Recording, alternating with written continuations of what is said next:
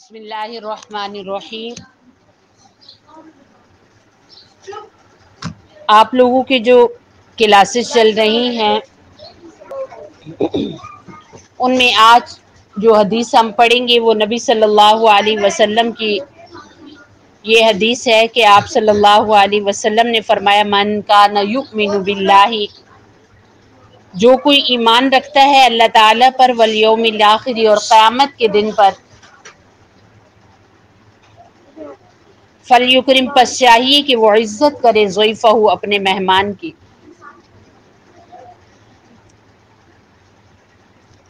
अल्लाह रब्बुल इज़्ज़त ने इंसानों को क्यों बहुत इज्जत वाला बनाया है? क्योंकि उनकी आदतें बहुत अच्छी हैं। वो अपनी ज़बान से बहुत अच्छा बोलते हैं, वो दूसरों से रवैया बहुत अच्छा रखते हैं, और ख़ास करके आपके यहाँ अगर कोई मेहमान आ जाए, चाहे मेहमान आपके दादो आए, फुप्पो आए, खाला आए, नानो आए, मामू चचा आए, करीबी रिश्ते वाले आए, कोई भी आए, ये नहीं कि आप इस ताक में रहें कि वो क्या बोलेंगे ताकि मामा को हम बताएं, वो क्या करेंगे ताकि पापा को हम बताएं। जब मेहमान घर में आता है तो मेहमान का ख्याल रखना ज़रूरी होता है घर वालों के लिए।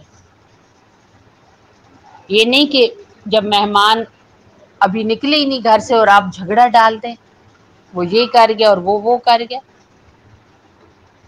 और मेहमान के आने पर खुशी का इजहार करना, ना कि बंदा मुंह बना ले ये क्यों आ गए हैं।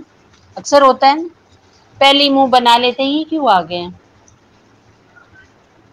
देखो, अल्लाह रब्बुल इज़्ज़त किसी को अच्छी आदतें दे तो वो बहुत बड़े ओहदे पर हो तो अल्लाह ताला उसे भी दे देते हैं, और अल्लाह ताला ना दे तो एक आम इंसान के अंदर भी अच्छी आदत नहीं होती।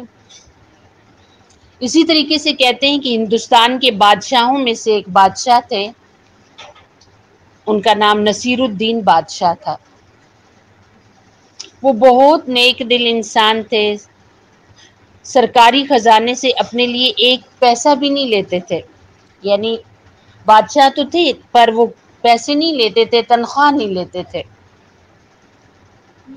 और गुज़र औक़ात के लिए उन बादशाह ने लिखाई सीख ली थी और बड़ी अच्छी किताबें लिखते थे, और ख़ास करके कुरान करीम लिखते थे, जिससे फिर उन्हें जो पैसे मिलते थे उसी से उनके गुजारा होता था। अब यहाँ पर भी आप लोगों के लिए भी, हमारे बच्चे बैठे हुए हैं, इनके लिए बहुत सबक है कि बंदा हाथ पे हाथ धर के ना बैठा रहे कि जब बड़े होंगे तो देखेंगे क्या काम करते हैं।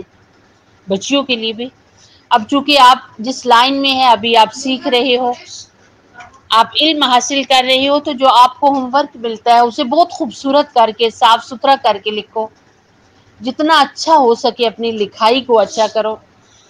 अब तो दौर प्रेस का आ गया है, अब तो हाथों से लिखाइयाँ कम हो गई हैं, लेकिन अगर आपकी लिखाई अच्छी होगी तो आप देखिए कितने ऐसे लोग हैं जो बाहर बोर्ड लिखते हैं, फिर अल्लाह ताला ने वहाँ पर उनका रिज़्क रोज़ी लिखा हुआ है और उनके पास फुर्सत ही नहीं होती, उनके पास पहले ही इतना प्रोजेक्ट आ जाते हैं, ये बोर्ड बनाना है, ये लिखाई करनी है। तो जिस लाइन में भी हैं, बिल्कुल बच्चे हों, वेले मत बैठे, कुछ ना कुछ सीखते रहें, कुछ ना कुछ सीखने के लिए उनके पास। आप देखिए बादशाही वक्त है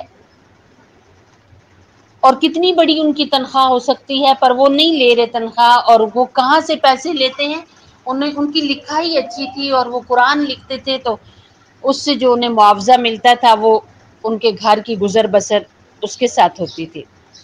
उनके बारे में आता है कि कोई रईस, कोई बहुत बड़ा अमीर कबीर बंदा बादशाह वक्त से मिलने आया और आपने उसे अपने हाथ से लिखा हुआ एक कलाम पाक दिखाया कि ये देखो मैंने अपने हाथ से लिखा है। रईस उसे देखकर बहुत खुश हुआ, फिर गौर से मुलाहिजा करके बोला, इसमें कुछ गलतियां हैं, उनको आप दुरुस्त कर लीजिए। यानी जगह जगह ना وہ یہ دکھا رہے تھے تو وہ گول لائن لگا رہے تھے بادشاہ وقت، اچھا یہ بھی غلطی ہے، یہ بھی غلطی ہے، ٹھیک ہے ٹھیک کر لیں گے۔ تو رئیس کی نکالی ہوئی غلطیاں حقیقت میں غلطی تھی ہی نہیں، وہاں تو غلطی ہی نہیں ہوئی تھی۔ پھر بھی بادشاہ وقت نے بالکل برا نہ مانا اور مسکراتے ہوئے اس اپنے مہمان کا شکریہ ادا کیا، اور جن کی اس نے نشاندہی کی تھی ان کے گرد گول گول حلقے لگا دیے، اور بعد میں تاکہ اصلاح کر لوں۔ اس وقت جو لوگ وہاں موجود تھے بادشاہ کی خوش اخلاقی دیکھ کر حیران رہ گئے۔ وہ رئیس، وہ بڑے پیسے والا بندہ چلا گیا تو بادشاہ وقت نے وہ سارے حلقے، وہ سرکل مٹا دیے۔ لوگوں نے پوچھا کہ آپ نے جب تھی ہی نہیں غلطیاں تو آپ نے کیوں وہاں پر سرکل لگائے، کیوں گول دائرے لگائے؟ تو جبکہ یہ غلطی نہیں تھی۔ تو بادشاہ وقت کہنے لگے مجھے معلوم تھا کہ کوئی غلطی نہیں، مگر میں اپنے مہمان کو شرمندہ کرنا اور اس کا دل دکھانا نہیں چاہتا تھا۔ مہمان تو ویسے ہی باتیں کر رہا تھا نا، یہ بھی غلطی اور وہ بھی غلطی، یہاں پہ بھی ٹھیک کریں، کچھ زیادہ لوگوں کا رش دیکھ کر کہ تاکہ لوگوں کے اوپر روب پڑے، میرے پاس تو اس سے بھی زیادہ تعلیم ہے اور میں اس سے بھی زیادہ اچھا لکھنا جانتا ہوں۔ بعض لوگوں کے اندر یہ بھی ہوتا ہے نا بہت کمپلیکس، کہ چار لوگ جب بیٹھ جائیں تو دوسروں کو نیچا دکھانے کے لیے کچھ تو اپنی انگریزی اس قدر جھاڑتے ہیں اور اس قدر باتیں کر رہے ہوتے ہیں۔ کئی بار یہاں پر بچیاں آتی ہیں اور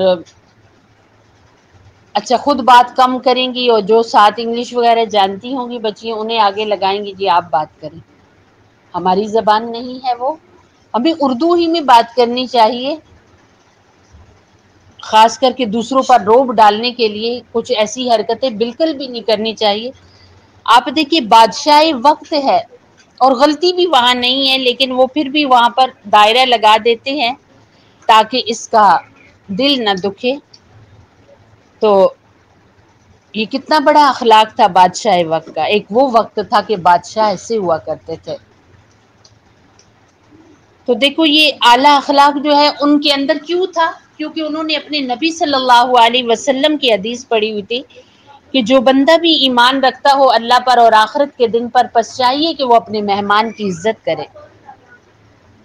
تو آپ سارے بچے جو یہاں آئے ہوئے ہیں اور جو آپ کے ملنے والے ہیں، آپ دیکھو جب تک آپ دین سیکھو گے نہیں، دین کے بارے میں جانو گے نہیں، دین پڑھو گے نہیں، اپنے نبی صلی اللہ علیہ وسلم کی حدیث پڑھو گے نہیں، آپ کا دین سیکھو گے نہیں، آپ کو کیا پتہ دین کے اندر کیا ہے۔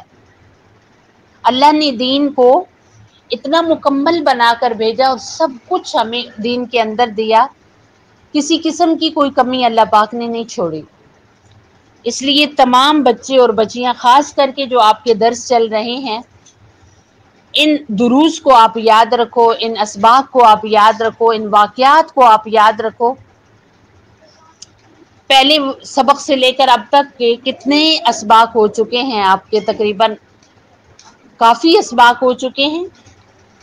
تو میں نے شروع میں آپ کو بتایا تھا کہ دیکھو قطرہ قطرہ سمندر بنتا ہے، تو آپ کا تھوڑا تھوڑا یہ سیکھنا، تھوڑا تھوڑا علم حاصل کرنا آپ کے اندر اتنا کچھ جمع کر دے گا، اور اتنی ساری آپ حدیثیں نبی صلی اللہ علیہ وسلم کی سیکھ چکے ہیں، آپ اگر ان کو یاد رکھیں گے تو آپ کے اندر ایک علم کا ذخیرہ آ جائے گا، اور اللہ رب العزت کی ذات آپ کو جب بھی کوئی موقع دے، جب بھی آپ کسی عہدے پر جاؤ، کچھ بچے پڑھانے لگ جائیں، وہ ٹیچر بنے، کچھ بچے کچھ خرید و فروخت کی لائن میں آئے، کوئی بھی اللہ شعبہ انہیں دے، کچھ بچے پولیس کی لائن میں آئے، کچھ بچے فوجی بن جائیں، کوئی بھی انہیں اللہ عہدہ عطا کرے، تو جب ان کے پاس اپنے نبی صلی اللہ علیہ وسلم کی احادیث ہوں گی تو وہ اپنے اس شعبے کو کبھی بھی خراب نہیں کریں گے۔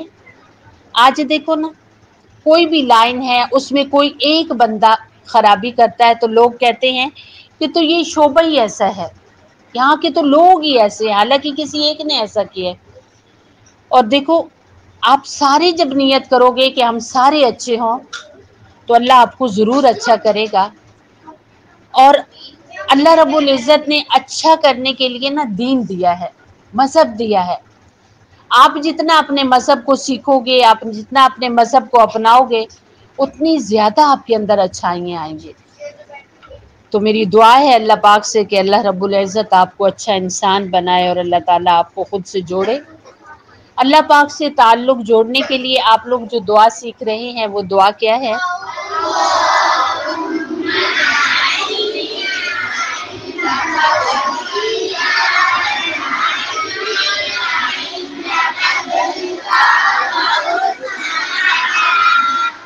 ہر بندہ نا اچھے طریقے سے پڑھا کرے۔ آپ دیکھو نا، یہ دعا کیا ہے؟ کسی کا دروازہ کھٹکا کر عرضی کرنی ہوتی ہے کہ یہ آپ ایسا کر لیجئے۔ رب کریم کا تو کوئی دروازہ ہی نہیں ہے نا، وہ تو بس ان کے سامنے ہم کھڑے ہیں اور ان کو کہہ رہے ہیں اللہ ہمیں ایسا بھی بنا دیجئے اور ایسا بھی بنا دیجئے۔ تو پھر جتنا آپ اچھے طریقے سے ادب سے اس دعا کو پڑھیں گے، اتنی آپ کی یہ دعا قبول ہوگی۔